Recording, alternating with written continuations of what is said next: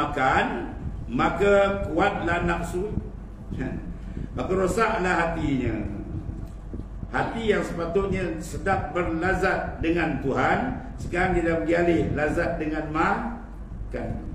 Masa pula nak siapkan makan pula special, satu meja, 3-4 lauk ni masak. Dia tawaf dekat kedai apa, pasar tu dah berapa lama habis.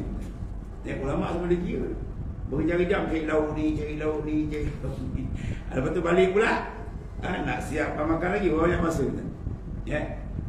Dah pulang, dah kenyang pula, masuk jamban pula, habis ulama kira.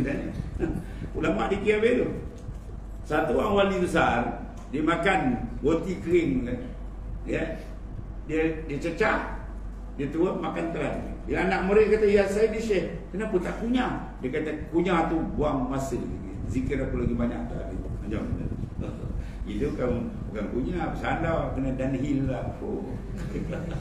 Kan kau masak asam kan? Berasa menjum. Apabila seorang itu kuat atau banyak makan, maka kuatlah nafsunya. Sedangkan dalam perjalanan nak mendidik rohani, nak marifat Tuhan, kita kena tombangkan nafsu.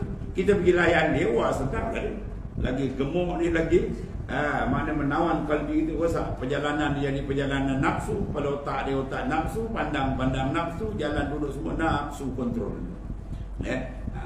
Nafsu ni bahaya ni, dia masuk semua sudut. Dan paling bahaya dia masuk dalam ibadah. Ada sembahyang nafsu, ada belajar nafsu, ada mengajar nafsu. Ini lagi bahaya. Ini kita nak cek dia masuk betul, kita bersihkan, baru dia akan dapat lazat dia dengan Tuhan.